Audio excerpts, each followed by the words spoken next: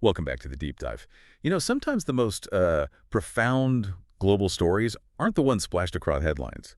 They're often unfolding quietly, sort of underneath it all, in these intricate industries that, well, keep our world running. Industries we often completely overlook, right? Yep.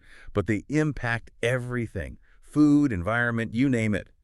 Today we're going to pull back the curtain on one of those, a hidden giant, maybe. Okay, let's unpack this. Exactly. And for this deep dive, we are really shining a spotlight on the global market for Dinotefuran. Now, if you haven't heard of it, you're probably not alone. But this insecticide, it's way more impactful than you might think. It's a newer type, a neonicotinoid, often used systemically, so plants absorb it, protects them from pests like aphids, whiteflies, certain beetles too, pests that can really devastate critical crops. And our insights today, they're drawn from some really comprehensive market outlook data, comes from cognitive market research, gives us a very granular but I think compelling look at this specific sector. That's right. So our mission today is basically to dissect this, well, surprising growth trajectory for this very specific market. We're going to reveal the key regions, the countries, and crucially, the driving forces behind its, frankly, remarkable expansion. Think of it like turning these maybe complex industry numbers into clear, actionable insights for you, showing why this chemical is becoming so vital. Okay, so to set the stage, let's start with the global picture. Back in 2021, the global Dinotefuran market generated revenue of, $734.723 million, so roughly $733 million. Now, looking ahead, this data projects that number will climb. It's expected to reach around $900.055 million by 2025.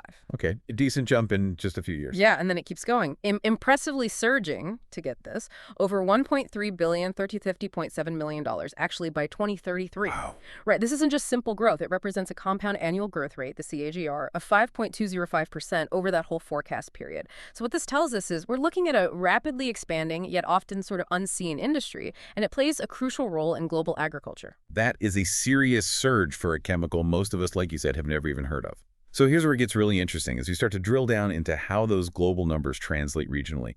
Let's kick off with North America. What's the story there? What's driving demand? Well, in North America, the market was already pretty substantial, valued at $213.804 million back in 2021, and it's projected to reach $256.4 million by 2025, and then nearly $370 million, $368.742 million by 2033. So that's consistent growth, right? A CGR of about 4.647% annually. And who's leading the charge there? The U.S. Absolutely. The United States clearly dominates the region. It accounted for, let's say, $177.458 million in 2021, expected to hit $211.523 million in 25, and then rising to over $300 million to $300.525 million by 2033. That's a CGR of about 4.5%. Okay, makes sense given the scale of U.S. agriculture. Exactly. The vast agricultural landscape, the ongoing need for efficient pest control in, large-scale farming, it all adds up. But while the U.S. grows steadily, Canada actually shows even faster expansion. Its CAGR is higher at 5.665%. It started at $29.5 million in 2021 and is projected to hit $57.155 million by 2033. Almost doubling. Interesting. So Canada is increasing its focus on crop protection. Seems that way, yeah. Reflects that growing emphasis. And Mexico also contributes, growing from about $6.8 million to $11 million, though at a slightly slower pace, around 4% CAGR. Right. Okay, let's move across the Atlantic. Europe always presents its own distinct market dynamics, doesn't it? Different farming, varied regulations. How do those complexities show up in the Dinotefuran market across its major economies? Europe's interesting. The market there was around $177.8 million in 2021, projected to rise to over $300 million. $305.259 million by 2033. The overall growth rate, the CAGR, is about 4.6%, quite similar to North America, actually. And within Europe, who are the big players? Well, the UK is a leader. It was at $23.47 million in 21, expected to reach $42.736 million by 33. That's a CAGR over 5%, 5.121%. Germany is also a major contributor. Started at $33.4 million, projected to hit nearly $59 million by 2033, a solid 4.8% growth rate there. France is significant too, around $26 million in 21, going up to $42.4 million, slightly lower CAGR, about 4.18%. Okay, steady growth across the board then. Anyone stand out? Yes, actually. Italy shows particularly strong growth, a CAGR of 5.176%, going from $18.5 million to nearly $34 million. And Russia also shows similar strong growth, over 5.1% CAGR as well, from about $17 million to almost $31 million. But if we really want to highlight rapid expansion, Spain is notable. Its CAGR is a remarkable 6.01%. That's percent, wow. Yeah. Why Spain specifically? Spain's market goes from $13.3 million to nearly $27 million by 2033. That makes sense. High-value crops needing strong protection. Exactly. And just for context, places like Sweden and Switzerland also show healthy expansion, though not quite as fast as Spain or Italy. Sweden goes from about 11.4 to 18.3 million. Switzerland from 12 to 21 million, roughly. Wow, okay. Spain's growth really does stand out. That really highlights those regional nuances. Now let's shift focus. Asia-Pacific. Widely seen as, well, one of the fastest-growing agricultural markets globally, right? Yeah. How does Dinotefuran fit into that picture? You're absolutely right to highlight Asia-Pacific. It's a real powerhouse for this market. The revenue there was already nearly $240 million, $239.52 million back in 2021. And it's projected to climb impressively to $470.045 million by 2033. That's a robust CAGR of almost 5.8%, 5.779% to be exact. Higher than North America or Europe, then? Definitely. And China is, unsurprisingly, a massive contributor here. Its market was about $72.5 million in 21, projected to grow significantly to $137 million by 33. That's a 5.45% CAGR. Japan also shows strong, steady growth, around $47 million in 21, rising to $86 million by 33. Okay, China and Japan are major players. But I heard India was showing something special. Yes, India truly shines here. It has a remarkable CAGR projected at over 7.4%. 7.4%. That's huge. What's driving that? It's really compelling. It seems largely driven by its vast agricultural land, obviously, but also an increasing focus on high-yield crops. Think rice, cotton, plus the persistent challenge of destructive insect pests. Dinotefuran is highly effective against many of those, making it critical for food security efforts there.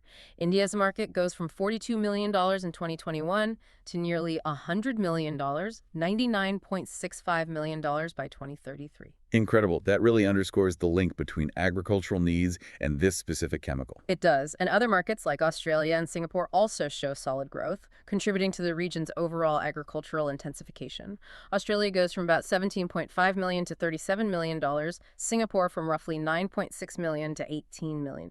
It's fascinating how those underlying needs drive such different growth rates country by country, even within the same region. Okay, let's move south now. South America, what trends are we seeing there? South America's market for Dinotefuran, it was valued around $52.9 million in 2021.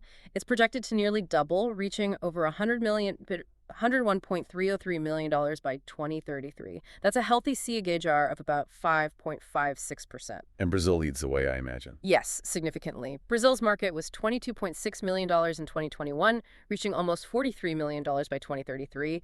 Its strong growth is really closely tied to its massive export-oriented agricultural sector, soybeans, corn, large-scale production demanding effective insecticides. Right, protecting those huge yields. Precisely. And Argentina and Colombia also show strong momentum, too. Argentina goes from about $12.6 million to $25 million.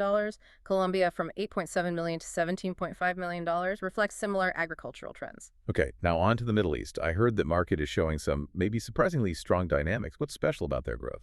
It certainly is. The Middle East market, it's smaller in absolute terms, yes, but it's actually experiencing some of the highest growth rates globally. Its revenue was just over $23.5 million in 2021, but it's expected to reach over $51.327 million by 2033. That's a strong CGR of over 6.72%. Higher than Asia Pacific even. As an overall region, yes. And what's particularly fascinating here is Egypt.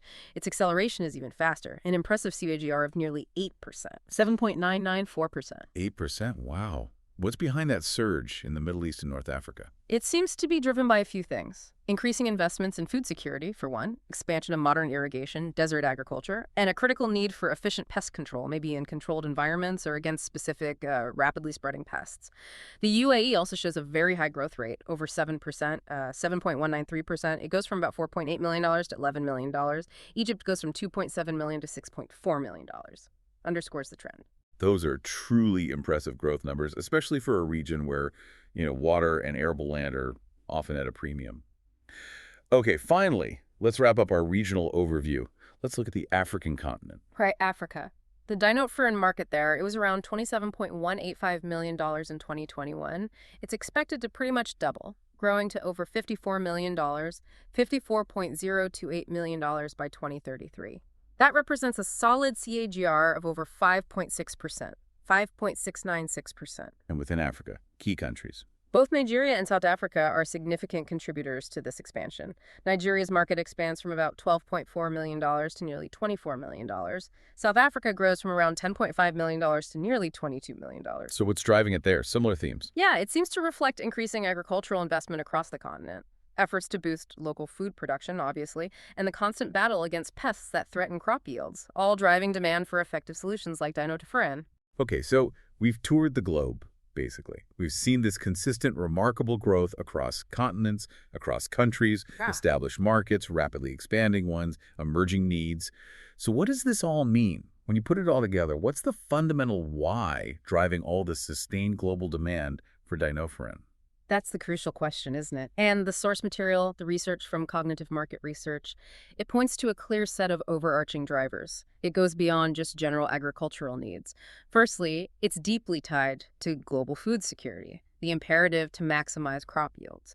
Dinotefuran is particularly effective against certain pests, sap-feeding insects, some beetles, pests that can devastate key crops like rice, cotton, vegetables, fruit. Right, the ones that are economically really important. Exactly. And maybe where older pesticides are, frankly, losing their effectiveness due to pest resistance. Which brings us to the second driver. It's efficacy against resistant insect strains. As pests evolve, growers desperately need newer, robust solutions. Dinotefuran offers that. Okay, so effectiveness, especially against resistance. What else? And thirdly, evolving regulatory trends play a really significant role. There's this increasing global standard, or push, for pesticide safety and effectiveness, a move away from older chemicals, maybe ones with more environmental concerns, towards newer, more targeted, efficient options that meet modern environmental and health criteria. This puts products like Dinotefuran in a, favorable position. So, food security needs, effectiveness against resistant pests, and fitting into new regulatory landscapes. Precisely. And if we connect this to the bigger picture, these factors together, they create substantial and sustained growth opportunities for, everyone involved in this market. Stakeholders, growers, manufacturers. It really is fascinating how a seemingly niche market, like Dinotefuran, can show such consistent, widespread growth, and how it ties into these broader global trends that affect us all, right? Food security, agricultural resilience, that constant innovation needed to protect our food supply. Knowing these details offers such a unique and I think important perspective, doesn't it? Absolutely. I think the key takeaway is pretty clear. The Dinotefuran market isn't just growing incrementally. It's showing remarkable, sustained expansion across really diverse global regions. And this growth, it's driven by fundamental, ongoing needs. Agriculture, pest management. Specifically, its targeted efficacy and its alignment with those evolving regulatory demands. It really underscores its critical and increasing role in modern farming. Exactly. Which leads to a final thought. Considering this strong, sustained growth for effective insecticides like Dinotefuran, driven by these vital agriculture and pest control needs, what innovations or shifts do you maybe foresee in pest management strategies over the next decade? Things that might either accelerate this market even further or perhaps reshape it. Makes you reflect on that dynamic interplay, doesn't it? Between agricultural demand, environmental considerations, and, scientific advancement. Something to think about.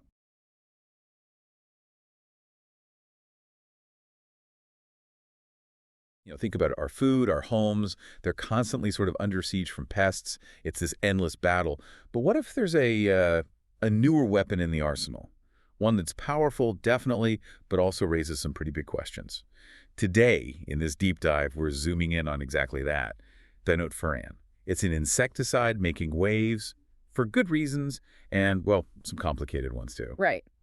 And our job today, using the really solid market research data we have from cognitive market research, is to kind of unpack Dinotefuran. We want to explore what's actually driving its market growth, look at the obstacles it's facing, and see what trends might shape where it goes next. Okay, let's get into it. It sounds like there's a lot to uncover about Dinotefuran.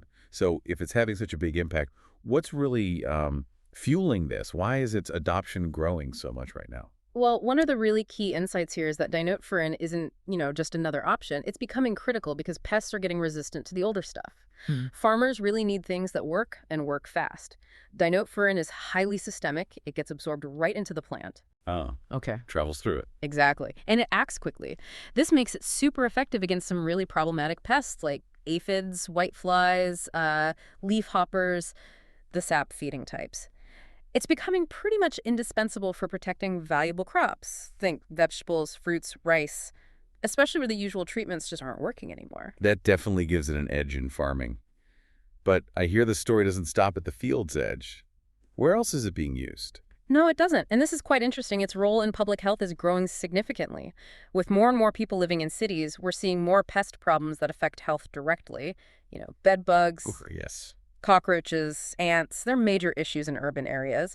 And Dinotefuran. It's proven effective, and importantly, its safety profile looks pretty favorable compared to some alternatives. So you see it being picked up by cities, by residential pest control. So like municipal programs. Exactly. And it's getting integrated into what they call integrated pest management, IPM systems for public buildings, parks, things like that. So the demand is really broadening out way beyond just agriculture. I can definitely see the appeal there. Effectiveness plus a decent safety angle.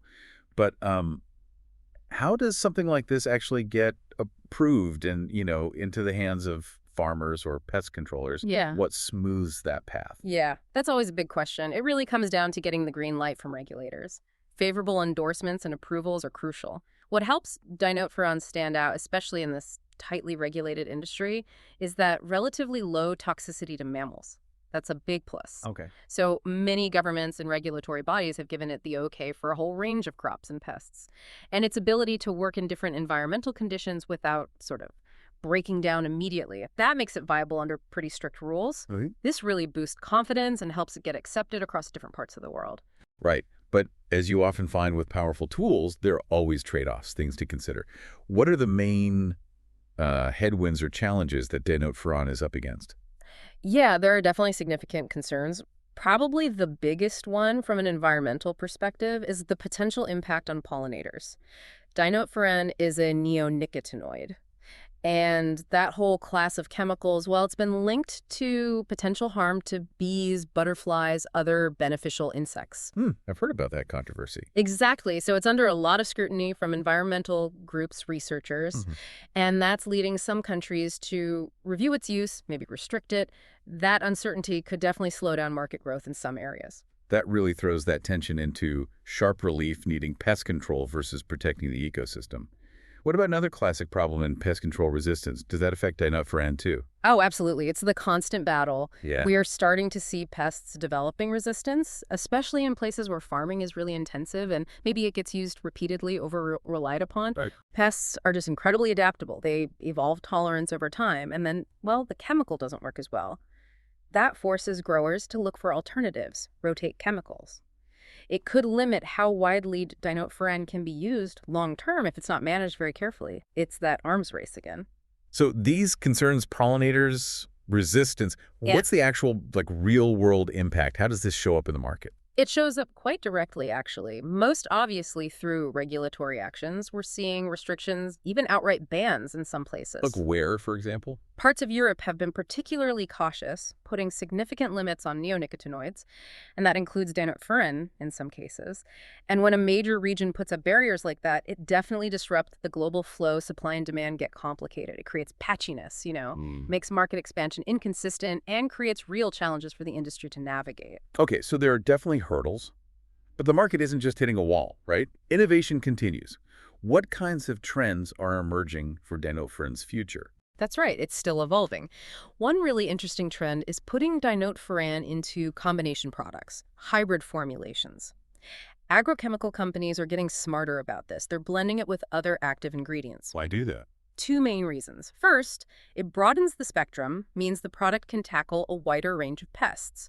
And second, crucially, it can help slow down the development of that resistance we just talked about.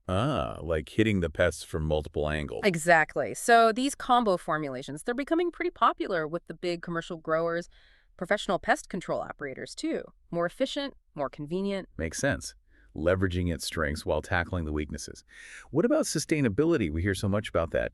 Is Dinotefuran part of that push towards greener solutions? It is, actually. There's a definite focus now on developing more bio-based or targeted formulations. So think about microencapsulation, for example. Using delivery systems that release the dinotefuran more precisely where it's needed, minimizing the impact on anything else. Like less collateral damage. Precisely. It's about targeted action. As the whole agrochemical sector shifts towards more sustainable practices, the fact that Dinotefuran can work with these advanced, sort of eco-friendlier delivery technologies shows it can adapt and stay relevant. And if we look at the global picture, are there specific regions really driving the demand right now? Where's the growth engine? Yeah, if you look at the big picture, the Asia-Pacific region, particularly its agriculture sector, is a huge driver. Countries like India, China, Vietnam, they're seeing significant increases in adoption. Why there specifically? It's a mix of things. Government initiatives pushing for better crop safety and yields, farmers becoming more aware of the tools available, and just the sheer pressing need to produce more food efficiently for large populations. Yeah. That momentum in Asia Pacific, it's expected to be a really pivotal force in the market going forward. Okay, so we've covered quite a bit of ground here. From its power against tough pests in fields and cities to these serious environmental questions and the challenge of resistance. What's the big takeaway? I think the summary is that the global dinotefuran market is definitely being pushed forward by real needs, agricultural innovation, managing pests in our growing cities, and getting that regulatory support. But at the same time, it's absolutely navigating some tricky waters. The environmental scrutiny, especially around pollinators, and the fact that rules change from place to place. So it's a market that's constantly evolving, constantly adapting. There's definitely a potential for sustainable growth, but only if these complex issues are handled really carefully. It really leaves you thinking, what is that critical balance point for the future? We have this undeniable global need for effective pest control, for our food, for public health. Yeah. But how do we weigh that against the absolute imperative to protect our environment, our bees, our ecosystems? It's a complex question, and one worth continuing to explore.